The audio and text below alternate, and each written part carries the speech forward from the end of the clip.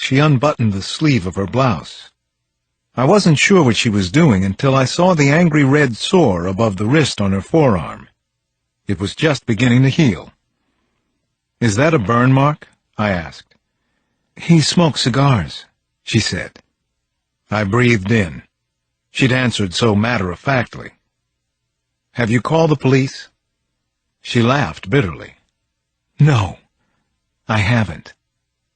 Her hand went up to her mouth, and she looked away again. This man had obviously scared her into protecting him, no matter what. A cell phone chirped inside her purse.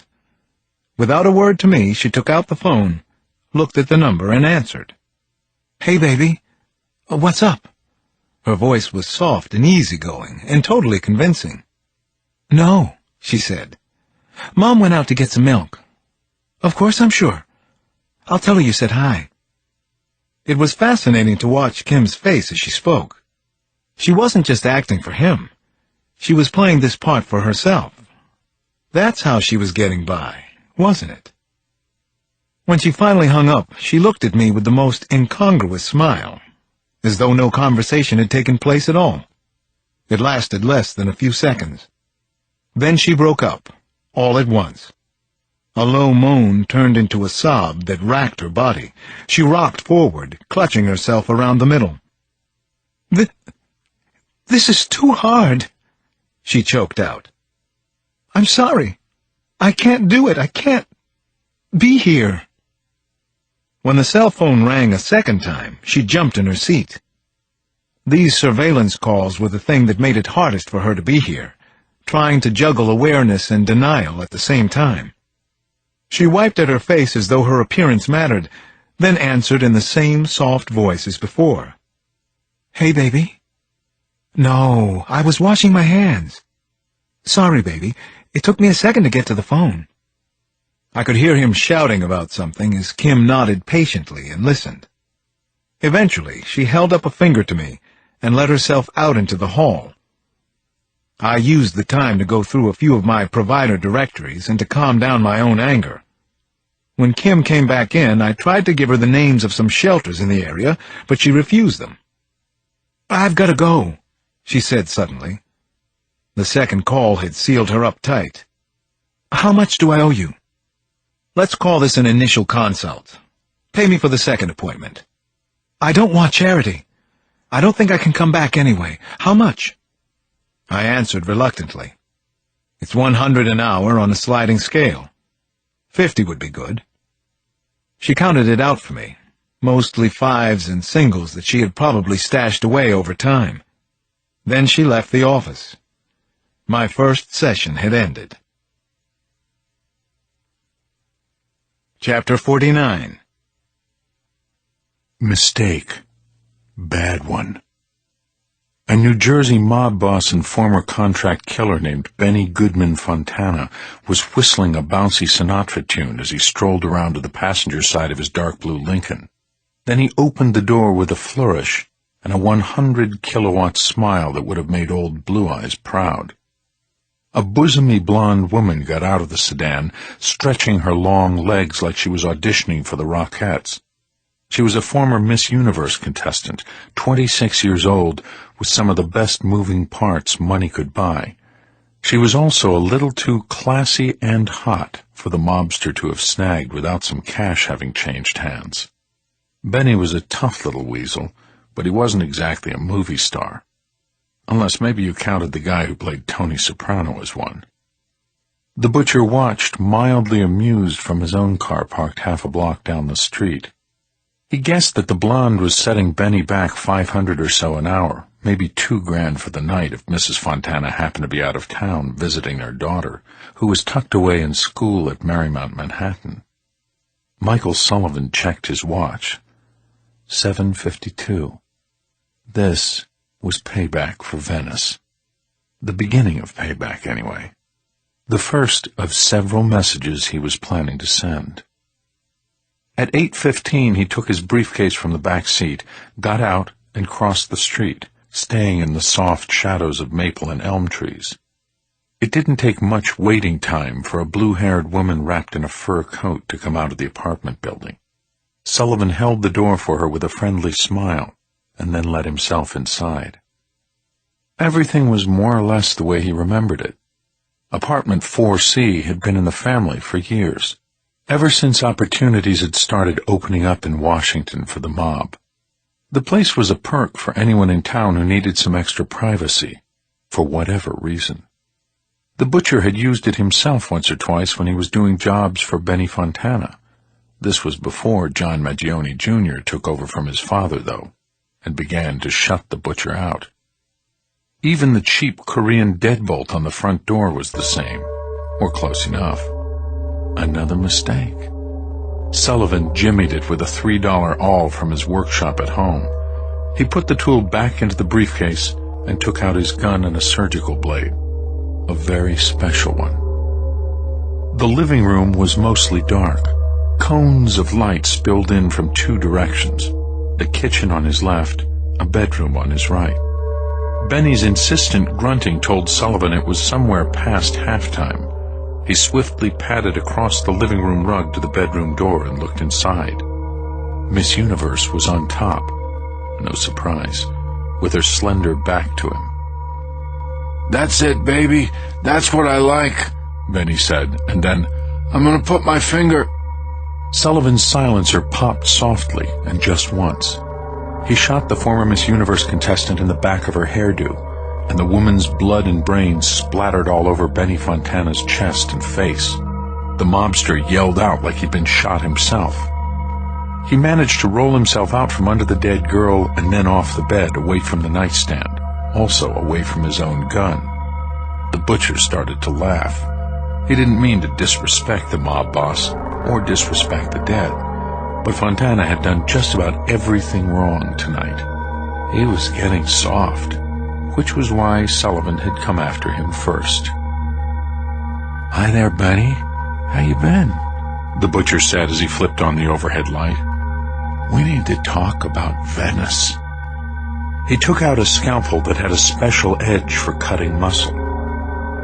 "Actually, I need you to send a message to Mr. Maggione for me.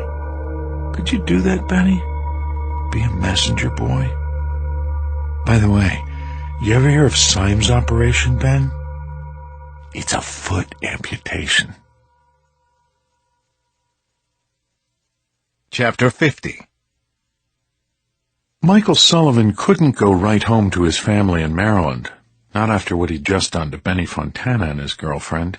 He was too riled up inside, his blood boiling.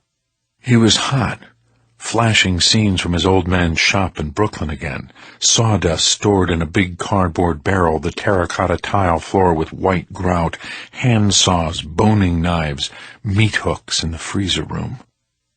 So he wandered around Georgetown for a while, looking for trouble if he could find the right kind. The thing of it was, he liked his ladies tucked in a little. He especially liked lawyers, MBAs, professor-librarian types. Loved their glasses, the button-down clothes, the conservative hairstyles. Always so in control of themselves. He liked helping them lose some of that control while blowing off a little steam of his own, relieving his stress, breaking all the rules of this dumbass society. Georgetown was a good pickup place for him. Every other chippy he spotted on the street was a little too tightly wound. Not that there were so many to choose from, not at this time of night, but he didn't need that many choices. Just one good one. And maybe he'd already spotted her. He thought so anyway. She looked like she could be a trial attorney, dressed to impress in that smart tweed outfit of hers. The heels tick-tocked a steady rhythm on the sidewalk, this way, that way, this way, that way. In contrast, Sullivan's Nikes didn't make much noise at all. With a hooded sweatshirt, he was just another bobo jogger out for a late-night run in the neighborhood. If someone peeked from their window, that's what they'd see. But no one was looking. Least of all, Miss Tweedy. Tweedy bird, he thought with a grin. Mistake. Hers. She kept her stride city fast, her her leather purse and briefcase tucked like the key to the Da Vinci Code under one arm, and she stayed to the outside edge of the sidewalk. All smart moves for a woman alone on the street late at night. Her one mistake was not looking around enough, not taking in the surroundings, not spotting the jogger who was walking behind her. And mistakes could kill you, couldn't they? Sullivan hung back in the shade as Tweedy passed under a street lamp. Nice pipes. And a great ass, he noted. No ring on the left hand. The high heels kept their rhythm steady on the sidewalk for another half block. Then she slowed in front of a red brick townhouse. Nice place. 19th century. From the look of it, though, one of those buildings that had been butchered into condos on the inside. She pulled a set of keys from her purse before she even got to the front door, and Sullivan began to time his approach. He reached into his own pocket and took out a slip of paper. A dry-cleaning ticket? Didn't really matter what it was. As she put her key into the door and before she pushed it open, he called out in a friendly voice, "Excuse me, miss? Excuse me? Did you drop this?" Chapter 51. No dummy, that Tweety bird. Her mama didn't raise any foolish daughters. She knew she was in trouble immediately, but there was nothing much she could do about it in the next few seconds. He hit the stoop fast before she could close the glass door between them and let it lock her safely inside. A faux gaslight on the foyer wall showed off the panic in her very pretty blue eyes. It also illuminated the blade of the scalpel in his hand extended out toward her face. The butcher wanted her to see the sharp edge so she'd be thinking about it even more than about him. That's how it worked, and he knew it.